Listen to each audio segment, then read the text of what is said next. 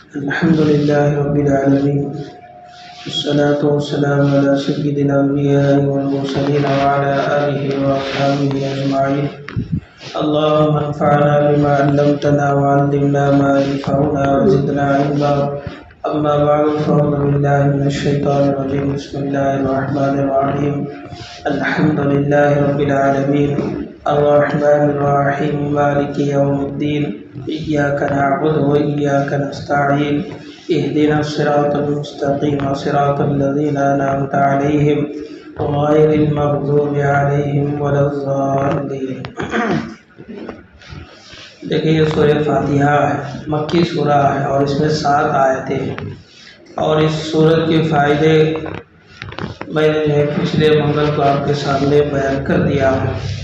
اس سورت کے شروع میں بسم اللہ الرحمن الرحیم. اب یہ بسم اللہ الرحمن الرحیم کیا ہے؟ اس سورت کی ایک آیت ہے، یا نہیں بولے تو یہ ایک جنرل آیت ہے. تو بعض علماء نے فرمایا کہ بسم اللہ الرحمن الرحیم یہ تو قرآن مجید کی آیت ہے. سورہ نمل میں اللہ تبارک و تعالیٰ نے وہاں اس کا تذکرہ فرمایا، انہ سلیمان وانہ بسم اللہ الرحمن الرحیم. تو یہ بسم اللہ الرحمن الرحیم قرآن مجید کی آیت ہے. اب ہر سورت کے شروع میں اس آیت کو لکھا جاتا ہے، تو کیا یہ ہر سورہ کا ایک آیت ہے؟ تو بعض علماء نے فرمایا کہ نہیں، یہ ہے نا ایک سورہ سے دوسرے سورہ کو ڈیویڈ کرنے کے لیے، الگ کرنے کے لیے بیچ میں ہے نا اس کو لایا جاتا ہے. جیسے مثال کے طور پر سورۃ الناس ہے، من الجنۃ والناس، سورہ ختم ہوا ہے. اب کہتے بھی ہے نا من الجنۃ والناس کے بعد الحمدللہ رب العالمین الرحمن الرحیم تک کو پڑھا بولے تو جسے معلوم نہیں ہے انہیں کیا سمجھتا ہے وہ سورہ بھی ایک ہی چیز، سورہ بھی ایک ہی چیز، یعنی یہ بڑا سورہ دونوں ہے نا. اگر کسی آدمی کو معلوم ہے تو انہیں سمجھ لے سکتا ہے کہ وہ سورہ الگ ہے، یہ سورہ الگ ہے. تو دو سورتوں کے درمیان میں بسم اللہ الرحمن الرحیم کو لایا جاتا ہے تاکہ دونوں کو فرق معلوم ہو جائے کہ وہ سورہ الگ ہے، یہ سورہ الگ ہے. بہرحال بسم اللہ الرحمن الرحیم. اب یہ بسم اللہ الرحمن الرحیم کیا ہے؟ قرآن مجید کی آیت ہے. ایک حدیث میں اللہ کے رسول علیہ السلام نے فرمایا، اللہ نے مجھے اس جیسی آیت ہے نا، جیسی یہ آیت اللہ نے جو مجھے دیا ہے، اس جیسی آیت اللہ نے کسی اور نبی کو نہیں دیا سوائے حضرت سلیمان علیہ السلام کے. حضرت سلیمان علیہ السلام کو یہ ملا، اس کے علاوہ کسی نبی کو بھی نہ فرمایا کہ یہ بسم اللہ الرحمن الرحیم نہیں ملا. یہاں تک کہ فرماتے ہیں جب یہ سورہ نازل ہوا، نازل ہونے کے وقت جو ہے اللہ تبارک و تعالیٰ نے جب اس سورت کو فرشتوں کے ذریعے سے نازل فرمایا تو فرماتے ہیں کہ آسمان میں جو بادل ہے، بادل جو ہے مشرق کی طرف چلے گئے، اور پھر اس کے بعد ہوا جو ہے رک گیا، اور فرمایا کہ سمندر کا پانی ہے نا ٹھہر گیا. اور جس دن یہ آیت کریمہ نازل ہوئی فرماتے کہ شیطان پر آسمان سے شعلے برسائے گئے. شعلے بولے تو کیا؟ انگار، شعلے ہے نا برسائے گئے. اور پھر اس کے بعد اللہ تبارک و تعالیٰ نے اس سورت کو نازل فرمایا، اور نازل کرنے کے بعد کہا، قسم کھا کر فرمایا، قسم ہے میری ذات کی جس چیز پر بھی میرا نام لیا جائے ضرور میں اس میں برکت دوں گا. جہاں بھی اللہ کا نام ہوگا، جس چیز میں بھی اللہ کا نام لیں گے تو اللہ پاک ضرور کیا کریں گے؟ اس میں نا برکت دیں گے. اسی وجہ سے ایک حدیث میں اللہ کے رسول نے فرمایا، ہر وہ اچھا کام جو ہے نا شریعت میں پسندیدہ اچھا کام ہے، تو فرمایا کہ ہر اچھے کام کے شروع میں بسم اللہ پڑھو. کیوں؟ اس وجہ سے اگر تمہیں بسم اللہ پڑھیں گے تو اس کام میں برکت ہوگی اور اللہ پاک آپ کی مراد کو پوری کریں گے. نہیں اگر بسم اللہ کے بغیر تمہیں شروع کر ڈالے تو ہو سکتا ہے کہ کبھی کام پورا ہو جائے لیکن ہے نا اس میں بے برکتی آ جائے گی. تو اسی وجہ سے فرماتے ہیں وضو کے شروع میں بھی بسم اللہ بول کر شروع کرنا ہے. اگر کوئی بھی اردو میں بسم اللہ کے بغیر شروع کرے تو اس کا وضو تو ہو جائے گا لیکن وضو کی فضیلت اسے نہیں ملتی ہے۔ اور اسی طریقے سے نماز ہے بسم اللہ بول کر نہ شروع کرے، ہر کا کپڑا پہنتے بسم اللہ بول کر پہنے، کھانا کھاتے بسم اللہ بول کر کھائے، سو رہے تو بسم اللہ بول کر نہ سو جائے، اپنی ضرورت کے واسطے نہ بیت الخلاء وغیرہ میں بسم اللہ بول کر گئے، حتیٰ کہ اپنی بیوی سے مل رہے تب بھی بسم اللہ بول کر بیوی سے ملے، تو اس سے کیا ہوگا؟ شیطان ہے نا اس میں دخل نہیں دے گا۔ اب جہاں بسم اللہ نہیں بولا جائے گا شیطان ہے نا وہاں دخل دیتا ہے، جس کی وجہ سے وہ کام ہے نا ادھورا رہ جاتا ہے۔ تو اس لیے فرمایا کہ ہر کام کے شروع میں بسم اللہ الرحمن الرحیم بولنا چاہیے۔ اور دوسرا بسم اللہ الرحمن الرحیم کیا ہے؟ فرمایا کہ یہ اللہ کا نام ہے، یہ اللہ کا نام ہے، اس میں اعظم بھی ہے نا اس کو کہا جاتا ہے۔ بسم اللہ یعنی اللہ کے نام سے شروع کر رہا جو کیا ہے رحمان بھی ہے اور رحیم بھی ہے۔ رحمان دو بھی ایک ہی چیز، رحمان کا معنی بھی وجہ، رحیم کا معنی بھی وجہ، یعنی رحم کرنے والا، مہربان، نہایت مہربان، دونوں کو بھی ہے نا مل تو دیکھ لیں میرا دونوں کا ایک ہی مفہوم ہے۔ الرحمن الرحیم بڑا مہربان اور نہایت رحم والا ہے۔ تو رحمان فرمائے کہ رحمان رحم کچھ ہے، رحم کا معنی ہی ہے، لیکن یہ رحم کے معنی میں اور رحیم میں ضرورہ فرق ہے۔ وہ فرق یہ ہے رحمان دنیا اور آخرت میں رحم کرنے والے کو رحمان کہیں گے، دنیا میں جو رحم کرے فرمایا کہ اسے رحمان کہیں گے، اور جو صرف آخرت میں رحم کرے فرمایا کہ وہ رحیم ہے۔ تو معلوم یہ ہوا کہ اللہ تبارک و تعالیٰ کے دو نام بھی ہے، دو صفت بھی ہے۔ یہ بحیثیت بندے ہونے کی حیثیت سے اللہ تبارک و تعالیٰ دنیا میں مسلمان پر بھی رحم کرے گا، غیر کے اوپر بھی رحم کرے گا، مسلمان کو بھی کھانا کھلائے گا، غیر کو بھی کھانا کھلائے گا، ہر چیز کو ہر مخلوق اللہ پاک جو دنیا میں کھلائیں گے پلائیں گے، رحم کریں گے۔ یہ دنیا میں اعتبار سے، رحیم یہ آخرت کے اعتبار سے ہے۔ اب یہ آخرت میں کس کے اوپر رحم ہوگا؟ فرمایا کہ صرف اور صرف ایمان والوں پر رحم ہوگا، جو ایمان والے جنہوں نے ایمان لایا اور اللہ کے مرضی کے مطابق انہوں نے زندگی گزاری ہے، تو ایسے لوگوں پر اللہ تبارک و تعالیٰ آخرت میں رحم کریں گے، جسے فرمایا کہ وہ رحیم ہے۔ آخرت میں غیروں کو کافروں کے اوپر رحم نہیں، کیا بھی نہیں۔ اسی وجہ سے فرمایا کہ فرشتے ہیں نا جہنمیوں کو جو جہنم میں لے کر جائیں گے تو لے جانے کے وجہ سے جہنم میں ڈال دیں گے، تو جہنم والے جہنمی جو ہے فرشتے وہ جہنم میں جانے والے جہنمی فرشتوں سے کہیں گے ذرا رحم کرو، ذرا رحم کرو، تو فرشتے کہیں گے رحم کرنے والا تمہارے اوپر رحم کرے، نہیں تو ہمیں کیا رحم کرنا، رحم کرنے والا کون؟ اللہ۔ اب وہ اللہ تمہارے اوپر رحم کرے نہیں بولے تو ہمیں کیا تمہارا رحم کرنا، تو اس وجہ سے ہم کو عذاب دیں گے۔ تو اسی طریقے سے ایک حدیث میں بھی اللہ کے نبی نے فرمایا جہنم کے نا جو فرشتے ہیں وہ 19 فرشتے، کتنے فرشتے ہیں؟ 19۔ تو اس بسم اللہ الرحمن الرحیم میں نا 19 حروف ہے۔ تو فرمانے کا منشا یہ ہے جو آدمی بسم اللہ الرحمن الرحیم کو کثرت سے پڑھتا ہے، زیادہ سے زیادہ پڑھتا ہے، تو اللہ پاک اسے جہنم سے بھی حفاظت کر دیں گے، جہنم سے بھی اللہ پاک اس کی حفاظت کریں گے، بچا لیں گے۔ یہ ہے بسم اللہ الرحمن الرحیم۔ اب دیکھیں آگے الحمدللہ رب العالمین، تمام تعریفیں اس اللہ کے لیے جو عالم کا رب ہے۔ الحمد، اس سے پہلے ہے نا یہ آیت ہے نا یہ لفظ جو نازل نہیں ہوا۔ حضرت عمر رضی اللہ تعالیٰ عنہ نے پوچھا کہ ہم کو لا الہ الا اللہ سبحان اللہ یہ تو ہم کو معلوم ہے، لیکن الحمدللہ ہم کو معلوم نہیں ہے کیا ہے۔ حضرت علی رضی اللہ تعالیٰ نے فرمایا یہ اللہ کا پسندیدہ کلمہ ہے، اللہ نے اس کو اپنے لیے پسند کر لیا۔ الحمد بولے تو نا تعریف کو بولتے، تو یہ لفظ ہے نا اللہ تبارک و تعالیٰ کو بہت زیادہ ہے نا پسند ہے، تو اسی وجہ سے فرمایا کہ الحمدللہ رب العالمین۔ ایک حدیث میں اللہ کے رسول نے فرمایا افضل ذکر کیا ہے؟ لا الہ الا اللہ، افضل الذکر لا الہ الا اللہ و افضل الدعاء الحمدللہ۔ اللہ کے رسول نے فرمایا افضل ذکر لا الہ الا اللہ، افضل دعا الحمدللہ۔ تو یہ الحمدللہ اللہ تبارک و تعالیٰ کو بہت زیادہ پسند ہے۔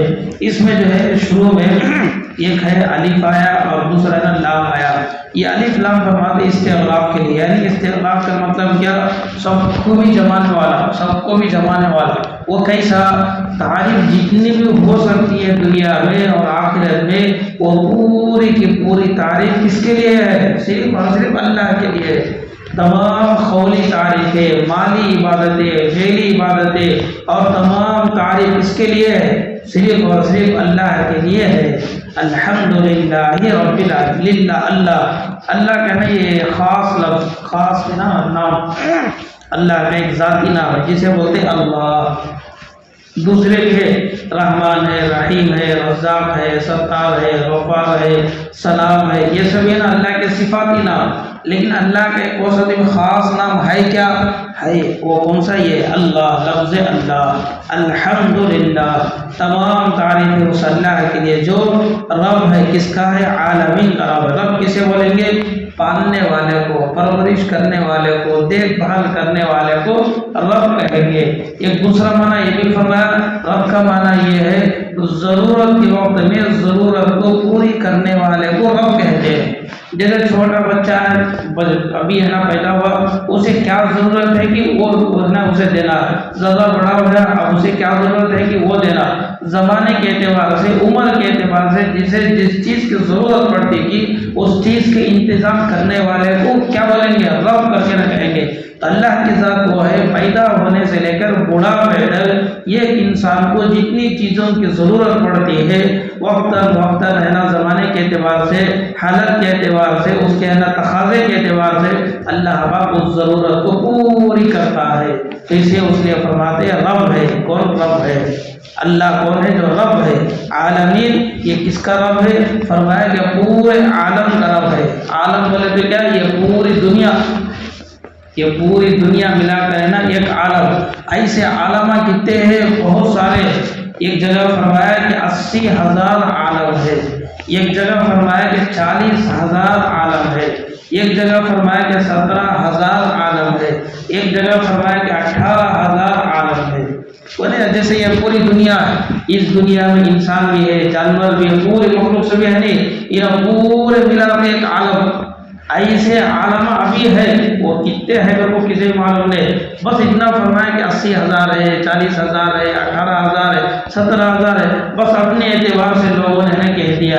مشہور جو قول ہے وہ 18,000 مخلوقات ہے، اس سے بھی زیادہ ہو سکتے ہیں۔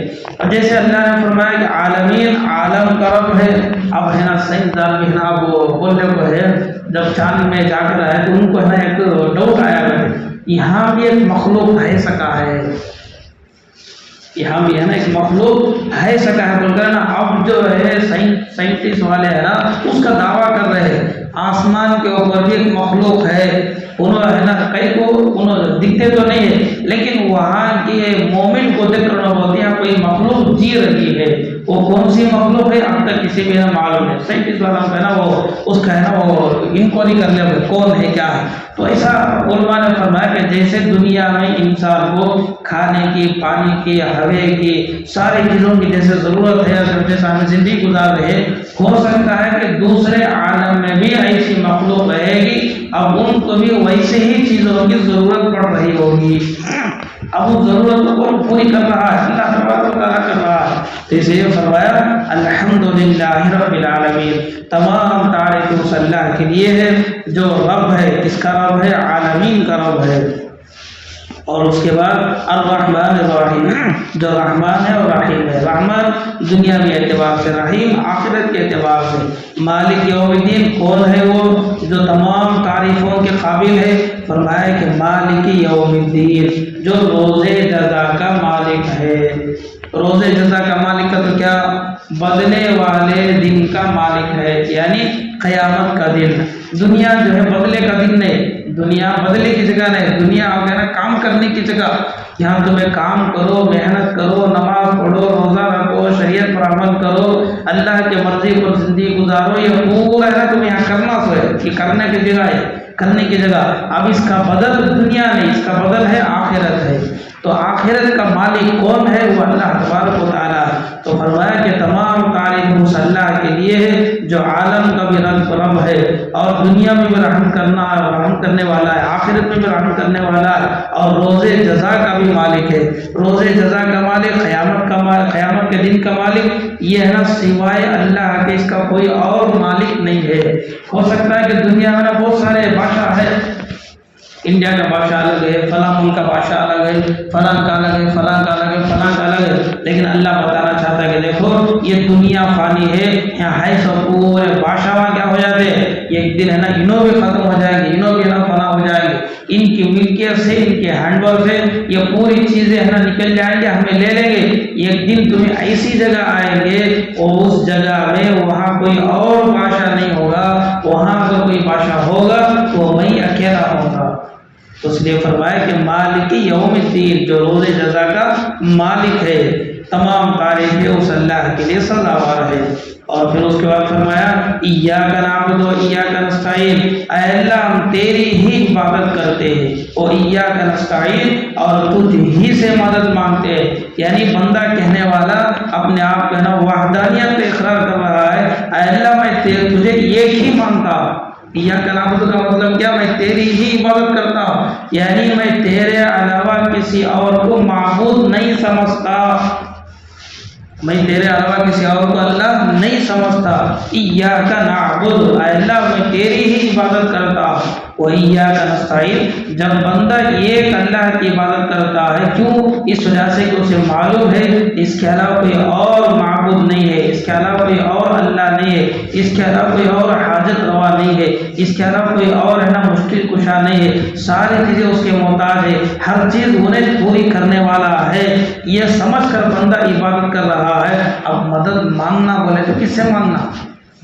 اس سے نہ مانگنا جو ہر چیز کا مالک ہے، جو ہر چیز کو نا اپنے قبضے میں رکھا ہے، اسی سے تو مانگنا ہے۔ تو اسی کو بندہ کہہ رہا ہے ایاک نعبد و ایاک نستعین، اے اللہ میں تیری ہی عبادت کرتا ہوں، و ایاک نستعین اور تجھ ہی سے مدد مانگتا ہوں۔ گویا بندہ اقرار کرتا ہے تیرے علاوہ کوئی اور میری مدد کرنے والا نہیں ہے۔ تو اس لیے فرمایا اگر زندگی میں نہ کچھ پریشانی آ جائے، کچھ تکلیف آ جائے تو سب سے پہلے نماز پڑھو، اللہ کی طرف آؤ۔ اللہ یا ایھا الذین آمنوا استعینوا بالصبر والصلاۃ، نماز پڑھو، نماز سے اور اللہ کے ذکر سے ہے نا اللہ کی مدد ہے نا تلاش کرو، اللہ کی مدد کو ہے نا حاصل کرو۔ اس لیے فرمایا کہ پوری مشکل کشا مدد کرنے والا کون؟ صرف اور صرف اللہ تبارک و تعالیٰ ہے۔ ایاک نعبد و ایاک نستعین، تو ہمیں چاہیے کہ عبادت صرف اور صرف اللہ کے لیے کرنا ہے، دکھانے کے واسطے نہیں کرنا ہے۔ اگر زندگی میں کچھ ضرورت پڑ جائے، پریشانی آ جائے، تکلیف آ جائے، مدد کی اگر ضرورت پڑے تو اللہ سے مانگنا ہے۔ کہ دوسروں سے مدد لے سکتے ہیں کیا؟ انسانوں سے لے سکتے کیا میں نے، لیکن پہلے اللہ سے، اللہ کے دربار میں آئے، 2 رکعت نافل نماز پڑھے، اب میں اللہ میں تجھ سے مدد مانگتا ہوں، تجھ سے رہبری مانگتا ہوں، اے اللہ میرا فلاں کام ہے، اے اللہ اسے میری مدد فرما، اے اللہ میں فلاں آدمی کے پاس جا رہا ہوں، اے اللہ اس کے دل کو نرم فرما، اے اللہ اسے نا میرے کام کو کرنے کی توفیق دے۔ ایسا بول کر ہمیں اللہ سے بول کر اللہ سے دعا کر کر اگر ہمیں جائیں گے، اللہ ہے نا اس کے دل کو پلٹائیں گے، اس کے دل کو نرم کریں گے، پھر اس کے بعد ہے نا انہیں تمہارا کام کرنے والا بنے گا، ادھر تمہارا کام بھی ہو جائے گا، ادھر ہے نا اللہ بھی راضی اور خوش ہو جائے گا۔ اب تم یہاں چھوڑ ڈالے اللہ کو، انہیں کرتا تھا بھی، انہیں میرا دوست چنے، میں کیا بولتا ہوں کہ وہ انہیں کرتا تھا، ایسا کرو کہ اس نیت سے اگر تم اس کے پاس گئے، ہو سکتا ہے کہ تم نہ کہنا وقتی طور پر تم نہ کہنا تسلی رہو گے، تمہارا کام اس نے کہ میں کرتا ہوں، کئی ہوتا ٹینشن ایسا کر کے ہم بولتا سامنے، لیکن پیچھے کیا کرتا، 2 دن ہو جاتے، 3 دن ہو جاتے، کبھی ہے نا 1 ہفتہ ہو جاتا، مہینہ ہو جاتا، تمہارا کام اس ہو جائے، ارے میرا دوست ہو منتے 1 مہینہ تک ستایا، تو یہ کیا ہے؟ اللہ کرنے والے ہیں، انہیں کیا بھی کرنے والا نہیں، اللہ اس کے دل میں بات ڈالے بولے تو اللہ ہے نا تب قدم ہے نا تمہارا کام ہو جاتا ہے، نہیں اگر اللہ نے اس کے دل میں بات نہیں ڈالا، کوئی اور تقاضے اس کے سامنے آ گئے تو جس کی وجہ سے تمہارا کام ہے نا پیچھے پڑ جائے گا۔ تو اس لیے اگر زندگی میں مدد کی ضرورت پڑے تو سب سے پہلے اللہ سے مانگنا، پھر اس کے بعد مخلوق سے ہے، کیوں؟ مخلوق ہے نا ہماری مدد نہیں کر سکتی جب تک اللہ کی توفیق نہ ہو، تو اس لیے فرمایا ایاک نعبد و ایاک نستعین۔ اور بطور خاص بندہ ہے نا اللہ سے مانگ رہا ہے، کیا مانگ رہا ہے؟ اہدنا الصراط المستقیم، اے اللہ مجھے سیدھے راستے کی طرف ہدایت عطا فرما۔ سیدھا راستہ کون سا؟ وہ قرآن کا راستہ ہے، نبیوں کا راستہ ہے، صدیقین کا راستہ ہے، شہداء کا راستہ ہے، تابعین کا راستہ ہے، صحابہ کا راستہ ہے، اسے بولتے ہیں سیدھا راستہ۔ جس راستے پر اللہ تبارک و تعالیٰ کا انعام ہوا، اللہ نے ان کی زندگی سے خوش ہو گیا، تو ان کا راستے کو بولتے ہیں سیدھا راستہ ہے۔ جیسے ہمارا ایک نام ہے اہل سنت والجماعت، اہل سنت کا تو کیا؟ سنت والے تو کیا؟ نبی کے طریقے پر چلنے والے، اسے بولتے ہیں اہل سنت، یعنی سنت کے راستے پر چلنے والے۔ سنت کس کا طریقہ؟ نبی کا طریقہ۔ والجماعت، جماعت بولے تو کیا؟ صحابہ، جماعت بولے تو صحابہ۔ تو پورا مطلب کیا ہوا؟ اہل سنت والجماعت یعنی نبی اور صحابہ کے راستے پر چلنے والے۔ اب جو نبی اور صحابہ کے راستے پر چل رہے ہیں ان کو اہل سنت والجماعت کر کو بولیں گے۔ اب جو نبی کے راستے کو تو پکڑ لیا لیکن صحابہ کے باتوں کو نہیں مانتا، ان کے اجماع کو تسلیم نہیں کرتا، ان کے بتائے ہوئے مسائل پر اسے تسلی نہیں، تو فرمایا کہ انہیں خالی اہل سنت ہو گیا لیکن انہیں جماعت نہیں ہوا۔ اللہ کے نبی علیہ السلام بول کر چلے گئے میرے بعد ہے نا خلفائے راشدین کی سنتوں کو بھی تمہیں مضبوطی سے پکڑو۔ ابو بکر ہے، عمر ہے، عثمان ہے، علی ہے، انہوں کیا کہ کسی دینی مسئلے پر متفق ہو گئے، تو فرمایا کہ یہ بھی ایک دین کا مسئلہ ہو گیا، اب اسے بھی تمہیں ماننا۔ مثال کے طور پر تراویح کے 20 رکعت نماز، یہ کیا ہے؟ وہ کہتے ہیں کہ نبی علیہ السلام 20 رکعت نہیں پڑھے، 8 رکعت پڑھے۔ 20 رکعت کون پڑھے؟ حضرت عمر رضی اللہ تعالیٰ عنہ کے زمانے میں شروع ہوا، حضرت عمر جو شروع کرے، اب انہوں بولتے ہیں 8 رکعت اللہ کے نبی پڑھے۔ اب انہوں خالی 8 رکعت کو جنہوں پکڑ لے بولے تو وہ ہے کیا ہو گئے؟ خالی اہل سنت ہو گئے۔ اب انہوں 20 تراویح کون ہے؟ صحابہ کا بتایا ہوا، صحابہ کا اس پر اجماع ہوا، پورے صحابہ اس کے اوپر عمل کرے، اب انہیں اسے نہیں مانتا ہے بولے تو انہیں اہل سنت ہے وہ جماعت میں سے نہیں ہے۔ اللہ کے نبی کیا بولے؟ میرے خلفائے راشدین ان کی بھی سنت کو تمہیں مضبوطی سے پکڑو۔ اب نہیں پکڑتا نہیں، 20 رکعت کو چھوڑ جاتا ہے، 8 رکعت پکڑ لیتا ہے، تو انہیں اہل سنت والجماعت میں سے نہیں ہے۔ تو اس لیے اہل سنت والجماعت کا راستہ اہدنا الصراط المستقیم، اے اللہ مجھے سیدھے راستے کی طرف ہدایت عطا فرما۔ تو اسی وجہ سے وہ ہدایت اتنی بڑی چیز ہے، یہ سوائے اللہ کے کسی اور جگہ سے ہم کو نہیں ملے گی۔ تو اس لیے بندے کو یہ کہا گیا تمہیں ہر نماز میں، ہر رکعت میں اس کی دعا مانگتے رہو۔ فجر سے لے کر عشاء تک کتنے نماز بیچ میں رہتے گی، فجر کی سنت ہے، فجر کی فرض ہے، ظہر پڑھ رہے، ظہر کی پہلے 4 سنت ہے، ظہر کی 4 رکعتیں ہیں، پھر اس کے بعد ظہر کی پھر 1-2 رکعتیں، عصر پڑھ رہے، عصر سے فرض سے پہلے 4 رکعت سنت ہے، عصر پھر اس کے بعد فرض کے 4 رکعت فرض ہے۔ تو ہر فرض کے ہر رکعت میں، نفل کے ہر رکعت میں، سنت کے ہر رکعت میں، واجب کے ہر رکعت میں اس کو شامل کیا گیا۔ کیوں؟ اس وجہ سے کہ ہدایت ایک بہت بڑی چیز ہے اور یہ سوائے اللہ کے کوئی اور دینے والا نہیں ہے۔ اس لیے فرمایا اہدنا الصراط المستقیم صراط الذین انعمت علیہم، کن لوگوں کا راستہ جن کے اوپر تیرا انعام ہوا، تیری نوازش ہوئی، تیری مہربانی ہوئی، جن کی زندگی سے تو راضی ہوا، اے اللہ ان کا راستہ مجھے چاہیے۔ کس کا راستہ نہیں چاہیے؟ غیر المغضوب علیہم، جن پر تیرا غضب ہوا یعنی تو غصہ پڑا، ایسے لوگوں کا راستہ مجھے نہیں چاہیے۔ پھر فرمایا والضالین، اور جو گمراہ ہو گئے ان کا راستہ بھی مجھے نہیں چاہیے۔ یہاں پر 2 چیزوں کا تذکرہ ہے، سمجھیں گے تو ہم لوگ معلوم ہوگا۔ غیر المغضوب علیہم بولنے سے یہاں علم والے مراد، جاننے کے باوجود عمل نہیں کرتا ہے، جاننے کے باوجود عمل نہیں کرتا ہے۔ تو جو آدمی جانتا ہے پھر انہیں عمل نہیں کرتا تو اس کے اوپر ڈبل غصہ ہوتا، ارے نہیں جاننے کے باوجود بھی کرتا نہیں، نظر آدمی اور بھی زیادہ فیل ہوتا۔ ایک آدمی ہے جو جانتا اس نہیں ہوتے انہیں کیا بھی نہیں کرتا ہے تو کیا بولتے چھوڑو گے، اسے معلوم نہیں۔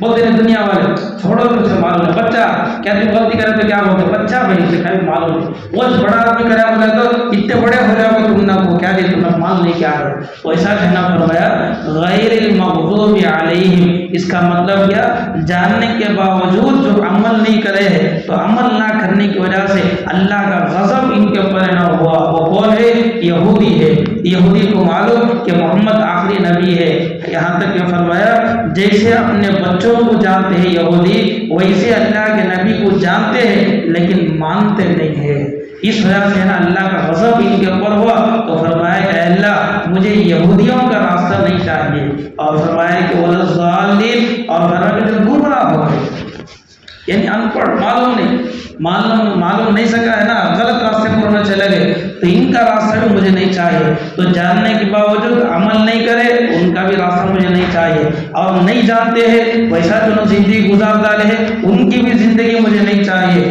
مجھے جو چاہیے کن کا راستہ جن پر تیرا انعام ہوا، کون ہے وہ؟ انبیاء علیہ السلام ہے، صحابہ ہے، تابعین ہے، اور صدیقین ہے، شہداء ہے، ان کے اوپر انہوں جان کر عمل کرے، عمل کرنے کی وجہ سے تیری نوازش ہوئی، تیری مہربانی ہوئی، تیرا انعام ہوا، اللہ مجھے ان لوگوں کا راستہ چاہیے۔ اب غیر المغضوب علیہم ولا الضالین یہاں تک کہنا ایک سورہ ہو گیا۔ اب اس کے ختم پر اللہ کے رسول نے فرمایا آمین بولو، کیوں؟ اس وجہ سے دعا ہے، سورہ فاتحہ ہے، دعا ہے۔ اب یہ دین مانگتا ہے نا، اے اللہ مجھے ہے نا میں تیری عبادت کرتا ہوں تو جن سے مدد مانگتا ہوں، اے اللہ مجھے سیدھا راستہ دکھا، ان لوگوں کا راستہ دکھا، ان لوگوں کا راستہ دکھا، انہیں دعا کرتا ہے تو اب یہ دعا کے ختم پر آمین بولنا ہے کہ نہیں بولنا ہے؟ کہ آمین کر کے نہ بولنا، آمین بولے تو کیا اے اللہ قبول فرما دے، اس کا مطلب آمین یعنی قبول کر لے، قبول کر لے۔ تو اسی میں اللہ کے رسول نے فرمایا اگر ہے نا تمہیں والضالین اگر اس سورت کو پڑھیں گے تو آمین بولو، نہیں اگر تمہیں نا نماز میں ہے تو فرمایا کہ ہمارا مسئلہ کہ حنفی مسئلہ یہ ہے آمین کہنا آہستہ سے بولنا آمین، کیوں؟ اس وجہ سے کہ یہ سورہ کے ختم پر غیر المغضوب علیہم ولا الضالین جب ہمیں پڑھتے ہیں تو ہمارے پڑھنے کو فرشتے بھی سنتے نا، تو فرشتے سننے کے بعد انہوں بھی نا آمین کر کے نہ بولتے، جب انہوں بھی آمین بولے ہمیں بھی آمین بولے، دونوں کا آمین اگر مل گیا تو پڑھنے والے کی زندگی بدل جاتی ہے، پڑھنے والے کی زندگی ہے نا بدل جاتی ہے، یعنی اللہ نے اسے قبول کر لیں گے دعا کو، تو جب اللہ دعا کو قبول کر لیں گے تو اسے ہدایت مل جائے گی، انہیں صحیح راستے پر آ جائے گا، دنیا بھی اس کی بن جائے گی، آخرت بھی اس کی بن جائے گی۔ اس وجہ سے فرمایا کہ سورہ فاتحہ کے ختم پر آمین بولو، لیکن کیسا آمین بولنا؟ آہستہ سے آمین بولنا، زور سے نہیں بولنا، پوری مسجد میں نہ شور آمین آمین بس اتنا ہے۔ کہیں کو بولے تو اللہ کی ذات وہ ہے، ہمیں ہلو بولے تو بھی اللہ سنتا، زور سے بولے تو بھی اللہ نہ سنتا، اللہ کی ذات وہ، اللہ کی ویسی ذات ایسا نہیں ہے اللہ نہ سو گیا ہے ہمیں آمین بولے تو اللہ نہ اٹھتا، ایسا نہیں۔ جیسے جب دیوال میں ایک لطیفہ ہمارے حضرت نہ بولتے تھے، دیوال میں نا سب بھی جاتے پوجا کے وہاں سے جاتے، ایک جنا جاتا جا کے نا بیل مارتا ہے نا، گھنٹی رکھو ہے تیرا بیل انہیں نا گھنٹی مارتا، بولے پوجا کر میں نا پھر اب دوسرا جاتا پھر ہے نا انہیں جا کے پھر بیل مارتا، ایسا کتنے جنے جاتے کہ انہوں نے جا کے کیا کرتے رہتے ہیں، وہ گھنٹی ہے نا بجاتے آتے رہتے، بجاتے رہتے آتے رہتے، کون کی پوجا ہے کہیں کوئی نہیں ایسا بجاتے ہیں سب، انہیں آیا بجایا، انہیں آیا بجایا، انہیں آیا نہ بجایا، کہیں کو بجاتے ہیں، ارے ان کا اللہ کیسا رہے گا؟ تو ایک جنا آپ گئے تھے کہ سو جاتا ہے، کیا کرتا ہے انہیں سویا تھا، انہیں آگ پوجا کر لگا مندے یہ ہونا اچھا لگا، اب انہیں جاتے ساتھ انہیں سوتا پھر، اب دوسرا دن آپ کو پھر مارتا پھر اٹھتا ہے کون رہا ہے، تو ایسا حقیقت میں تو نہیں، ان کا کیا کہ وہ ان کے عقیدے کے جواب میں نا بیل مار لیتے، بس لطیفے کی شکل میں حضرت نے فرمایا کہ ایسا ان کا ہے نا معاملہ، ان کا معبود ہے نا سو جاتا تھا، اس کے بعد میں اٹھا ہے نا بیل مار اٹھ رہے ہمیں آیا، لیکن ہمارا اللہ ویسا نہیں ہے، دن رات جگنے والا، ولا لا تاخذو سینۃ ولا نوم، میرا اللہ تو ویسا ہے جسے نیند بھی آتی ہے اونگ بھی آتی ہے، بولے سوتا بھی نہیں ہے اونگتا بھی نہیں، ویسا اللہ۔ اور اسی طرح فرمایا انہ علیم بذات الصدور، دلوں کے بھید کو بھی جاننے والا، یعلم السر و اخفا، فرمایا کہ چھوٹی چیز کو، چھپی ہوئی چیز کو، ظاہر میں رہنے ہر چیز کو اللہ تبارک و تعالیٰ جاننے والا۔ اب جب ہم آمین بولیں گے تو کیا اللہ سنتا نہیں کیا؟ आमीन जोर से बोलना क्या जरा इतना शरारत नहीं भाई जोर से बोलना है सो जोर से मतलब कितना जोर से बोलना भाई जोर से बोलना है तुम्हारी आवाज़ तुम्हारे कान को आई तो बस इतना आवाज़ है तो बस अब है ना पूरा मजमे को सुनाया सका इधर है वाला में डिस्टर्ब हो सका पर मैं ऐसा नहीं करना चाहिए तो मेरे हर सूरह फातिहा है बहुत है ना कीमती सूरा है तो इसे है ना हर नमाज में पढ़ना जो है इसका वाजिब है तो ज़िंदगी में भी है ना इसे कभी कभी बरकत का वास्ते बने इसे पढ़ ले सकते हैं बस अल्लाह तबारक व तआला से दुआ अल्लाह पाक हम सबको सही मानों में कुरान मजीद को समझ कर पढ़ने की तौफीक अता फरमाए।